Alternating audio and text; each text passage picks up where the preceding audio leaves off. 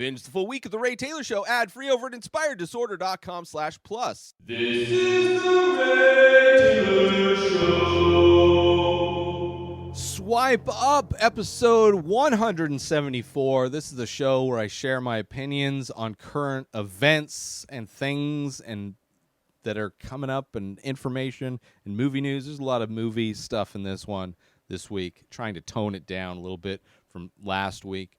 So let's get into it, shall we? Starting off with the Best Picture nominees for the Oscars 2022. I am not a fan of the Oscars. I don't really agree with a lot of the films that get Best Picture.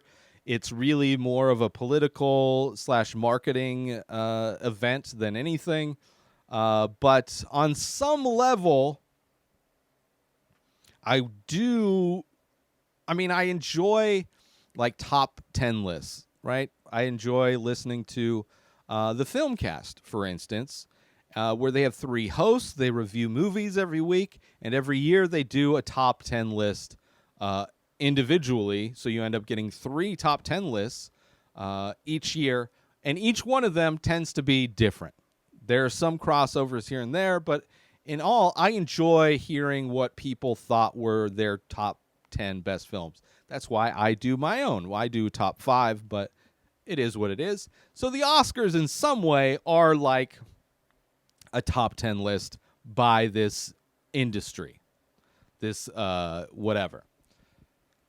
So let's go over them. And I'd like to see all of them. That's the thing. It's like I'd like to, the movies that are in different people's top 10 lists that they consider to be the best movies, I want to see. Like, a lot of them I just haven't seen. Some I don't agree with. But starting off, it's Dune, which I enjoyed Dune and almost made my top 5 list, but it really felt like a part 1, so I couldn't. It just felt incomplete. Maybe after the second one has a little bit more of a conclusion to the film itself, or to the story itself, I will have that on my top list as, running off the momentum of the first one. But I could see Dune. It is a beautiful film. I mean, it's one of the most epic films to come out in a long time. So I definitely enjoyed it quite a bit. So I'm not like surprised that it's on the list. So Dune is number 1, and not necessarily number 1.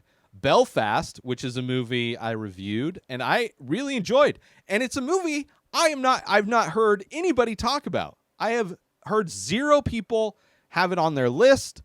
I have heard 0 people that have watched it or talk about it, and I thought it was amazing. I don't know. I think it was on my top 5 list. I don't know exactly where on my top 5 it was. But the cinematography is amazing. The story's interesting. It's got a nice balance of like drama, and there's like comedic moments. It's a story about like a crazy time in Belfast, and I really enjoyed it. There's a lot of heart in this movie, with great black and white cinematography. I really did enjoy it. So Belfast, it's one that I wish more people would see and talk about. So I'm glad to see this getting nominated. I would love, out of Dune and Belfast, I'd love to see Belfast get Best Picture. Coda, have not watched it yet. About a family that uses sign language that's hearing impaired. I have not watched it. I would like to watch it. I almost reviewed it, didn't for whatever reason. Didn't get around to watching it, but since it's nominated, and I think I've seen it on other top 10 lists. It's just one I need to watch. So look out. There might be a review for that coming soon. Of course, Don't Look Up. I can't see. Despite the fact Don't Look Up was my number 2 film, almost my number 1 of last year. Inside by Bo Burnham, my number 1 movie of last year. But Don't Look Up, I thought was amazing, and it blows my mind how some people don't like it. Like, there's some people that feel, I mean, because of comedy's so subjective, so I can understand why some people just don't latch onto the comedy. I thought it was amazing. Most of the people that don't like it are people that are more conservative and are kind of the people that are saying don't look up. But there's people that are on the other side of the political spectrum that just didn't get or didn't like the comedy. I particularly liked it quite a bit. Don't Look Up. But I can't see that. In any reality, I can't see Don't Look Up being nominated at all. Drive My Car, I've heard is amazing. I don't really know what it's about. I've kind of avoided it because I know it's good. It just hasn't been available to watch. So I definitely want to watch that. King Richard, I thought was a great movie. Don't think it's Academy Award. I don't think it's like a best movie nomination. I think Will Smith is the worst part of that film by far, and yet he is nominated for Best Actor, which blows my mind. I mean, it's clearly an Oscar bait movie for Will Smith, but I felt like he was doing much more of an impersonation than he was a performance. Would have preferred. There's a lot of other black actors I think that could have done that character far better than Will Smith. But I like Will Smith in more charismatic type roles, like Independence Day or Men in Black or Bad Boys. Like, just give me charismatic Will Smith. I'm good. He can all day. But when he tries to be a serious actor, you can tell he's trying. He's really putting in an effort to try, but it's very noticeable to me that he's trying instead of just being. So I don't get that at all. Licorice Pizza, I've heard mixed reviews of it. I'm a fan of Paul Thomas Anderson, obviously. I'm going to watch it. I did a top 5 of his movies fairly recently, a few months ago. So it'll be interesting to see how this stacks up. I haven't really looked into it much. I try to stay away from trailers and such for movies that I want to watch because I don't want anything to be spoiled. So looking forward to that whenever I get the opportunity. Nightmare Alley, watched my review of it last week. I liked the original better. I think Bradley Cooper is a horrible actor. I think the writing of Nightmare Alley is not very good. Visually, it's amazing. Visually, it's gorgeous. It looks like a Oscar caliber film. Let's put it that way. It looks like it. But there are some major issues I have with it, both from performance and writing wise, that there's no way that would have been on my list anywhere. West Side Story, have not seen. Getting so much static. I apologize for that. It's been very staticky in the studio recently. West Side Story, remake, Steven Spielberg. I've heard it's good. But whatever. Maybe that would get nominated. I mean, or maybe win because it's Spielberg. Spielberg's won a bunch of times. And it's got good reviews. But it's a remake. It's a remake of the original West Side Story, but also it's almost a retelling. From what I've heard, it's like a retelling of Romeo and Juliet. And then last but not least, Power of the Dog, which, another movie that I enjoyed, but don't think it's Oscar caliber. I think it's a really good movie. I don't think performance-wise, just the people that have been nominated for this, which I'm blanking on everybody's name, so I'm not even try it. I don't agree with. It's very similar to the Will Smith thing, where it's like, I don't know. I didn't really like their performances. I thought it was a good movie. Definitely like an independent movie that, just being nominated should, I would imagine, be. I could see on some level it being winning just because it has kind of that, it has that thing, that kind of cachet to get the win, because technically it's good. Top to bottom, there's nothing wrong with this movie. A little slow, maybe. The story not as interesting. Like, I don't feel like I was on a ride. Like, you can compare it to a movie that won Best Picture, like Parasite. You're on a ride. There's some interesting characters. There's a lot of interesting things that happen inside of that movie. Power of the Dog is a very simple story. Some interesting characters that you don't really get to know that much about. And it is what it is. So that's nominations. Out of this list, I can't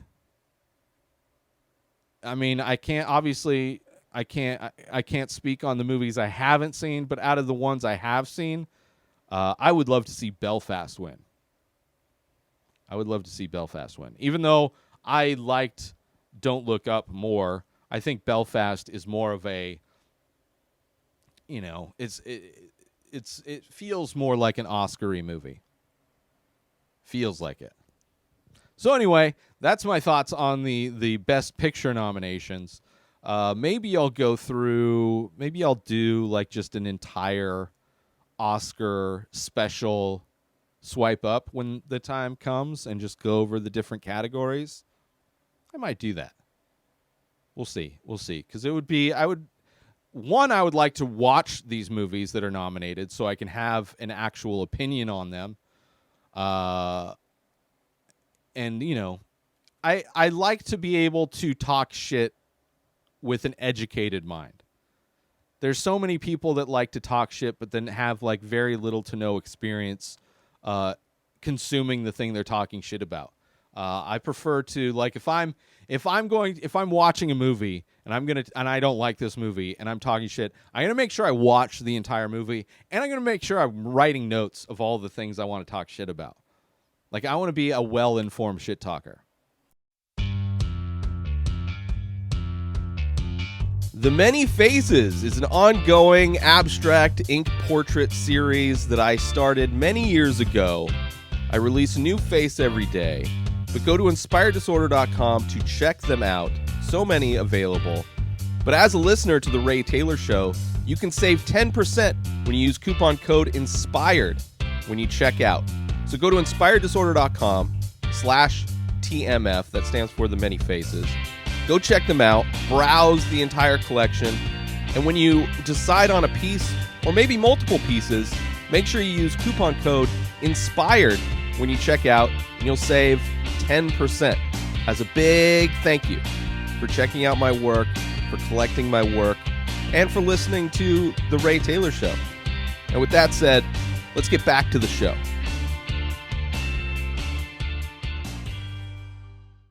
But let's move on, shall we, to some more movie news. This one is about the new Batman movie called The Batman. I am in no way excited for Batman movie. Warner Brothers, DC in general are very I wouldn't say hit or miss. There are very few hits within the DC universe. Obviously, the Suicide Squad I loved a lot. The TV show Peacemaker is a lot of fun as well. The first Wonder Woman movie was okay. The second one, not good. All of the Zack Snyder stuff is pretty garbage.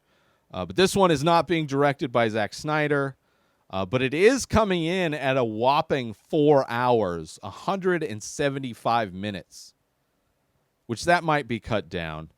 No, the Batman will be exactly 175 minutes long, but the Hollywood Reporter's Heat Vision newsletter also reports that some test screenings by Warner Brothers showed a 4-hour version of the film. So it could be. So there's apparently 2 cuts. Let's just mark it out, the fact that there's 2 cuts, so that if it doesn't go well, the audience can whine and complain for this fictional cut of the movie that doesn't exist. Like the Batman the Justice League Zack Snyder cut, which wasn't a cut, which was a complete. They had to do all kinds of reshoots for that. It wasn't a cut of the movie. It's not like they cut things out of the film that would have made it better. It's like they just didn't even film a lot of the stuff. Because Zack Snyder is not a good director. He is a horrible storyteller. And some reason, people love it. People love giving him money. People love going to see his shitty movies. But this, again, is not directed by... This is directed by Matt Reeves. While it's not clear what the 4-hour runtime of the test screening entails, it is probable that Matt Reeves has enough solid material to release a potential director's cut that further enriches what the film has to offer. That's just like, it's a studio preemptively telling people that they are going to double dip them. It's like, whereas Disney just kind of does it, Disney makes it like feel more like a premiere double dip. Like, oh, like people that love Disney are like so thankful that Disney like every few years regurgitates a new version of their shit. This is like a preemptive, like, oh, this is like hedging your bets. It's like, oh, there's two versions, people, so maybe if you don't like the one that gets released into theaters, you can complain and we'll release the director's cut. I don't like that trend at all. But it is what it is. I'm not excited for it. I will definitely wait to hear how people react to this version of Batman. I like, as far as movies, I haven't gone to see a movie in a movie theater since Onward, which was over 2 years ago now. This is not the movie that at all like Jackass Forever is more enticing to me to go see in a movie theater than the Batman. Like, oh, I'm going to spend 4 hours or 3 hours in a movie theater with people to watch a comic book movie that's been remade. I don't know how many times. Batman is like, they can't seem to just make more Batman movies. They just have to restart every few years. No thanks. So, but if it's good, I'll watch it. It's coming out March 4th. So just right around the corner. But I'm definitely not, even if it gets rave reviews, if it comes out and it's like, oh, this is better than the Nolan Batmans, which I think are the best. I think Christopher Nolan's an amazing director, though.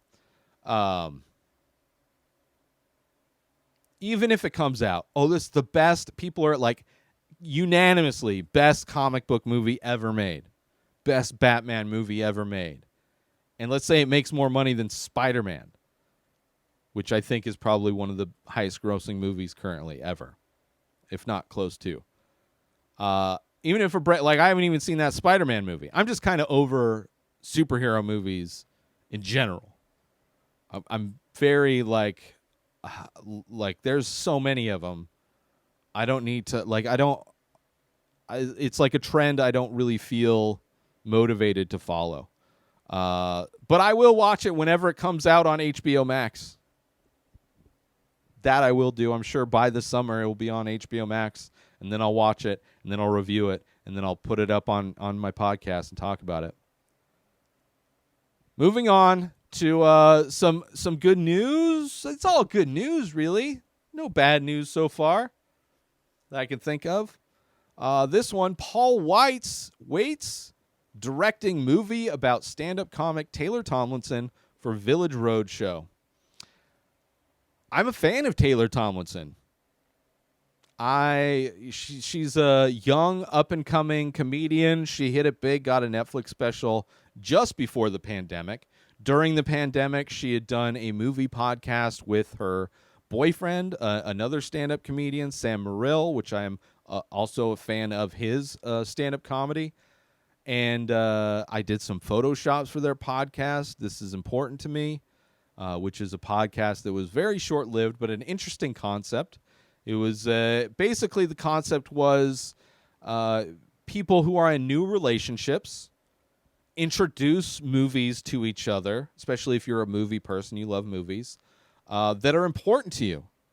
And depending on how your partner reacts to those movies, is quite impactful, more so than any other time that somebody else might criticize a movie that you love. So that kind of premise was really interesting. I really enjoyed the podcast, despite the fact that it didn't last very long.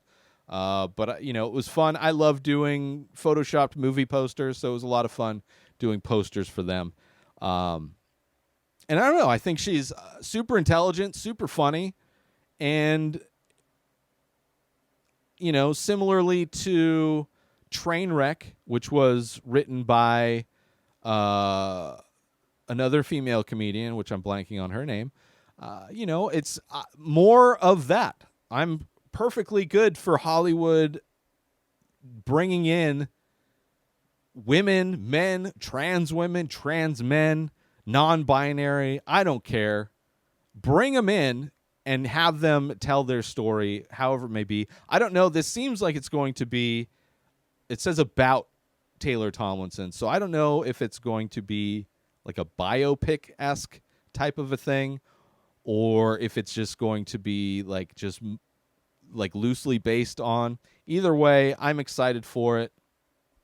Just wanted to share my excitement for it, for whatever that means, whatever that's worth. Moving on to last but not least. That was a fast one, I know. Join Inspired Disorder Plus today. Head on over to inspireddisorder.com/plus to join. Membership includes members-only discounts and deals. You get access to the Ray Taylor Show completely ad-free, as well as bonus episodes. You get access to the complete live painting archive.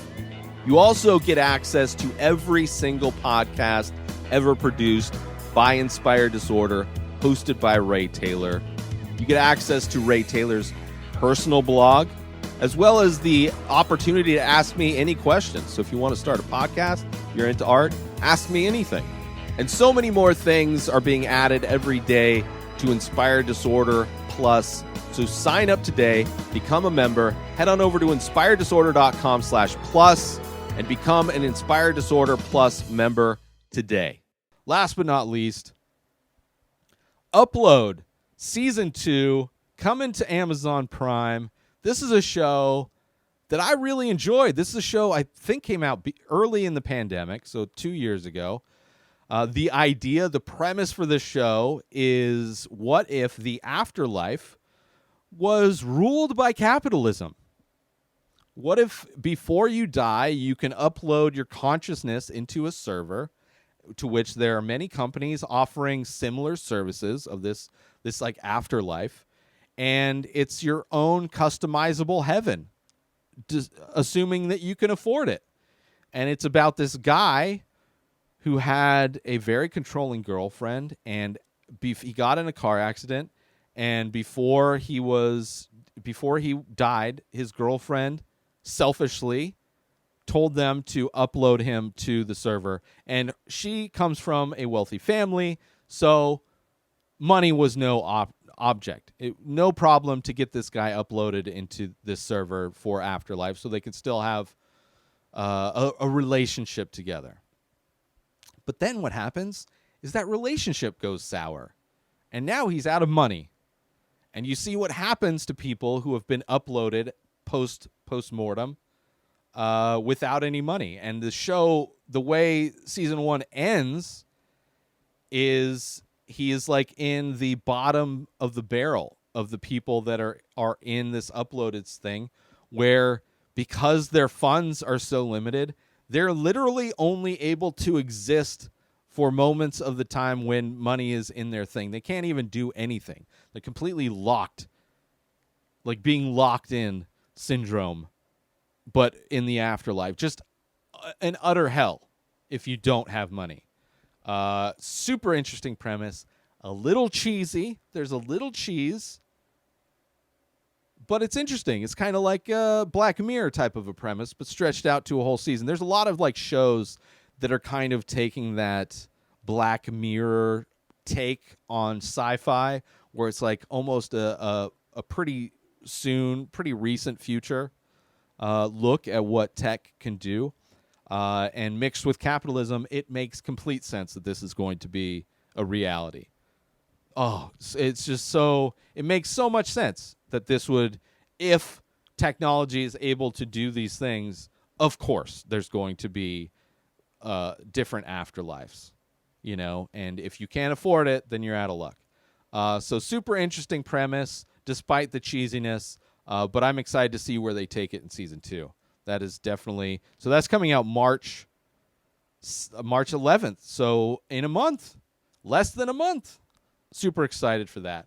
So that's it for this episode of Swipe Up. Upload wasn't necessarily on my most anticipated shows of the year, but I am very much looking forward to seeing where they go with that story. Just a very unique story in all. Let's do some shout outs though and get out of here. Shout out to _ Cinepak / or underscore. So underscore CINEPAK _ Shout out to /film. Shout out to Taylor Tomlinson. And shout out to Rotten Tomatoes. But most importantly, shout out to you. New episodes of The Ray Taylor Show come out every single day. Subscribe on YouTube and everywhere our podcasts are found. Binge the full week over at inspireddisorder.com/plus. Buy Ray Taylor Show merch over at inspireddisorder.com. And follow the show on Instagram at Ray Taylor Show. Have a wonderful day, everybody. Peace out! Today is the day where you wake up and you realize that everything that you've been dreaming about, everything that you've been wanting, every goal and wish and hope that you've ever had can become real. Dreams can come true. What you manifest in your mind, you can bring to reality.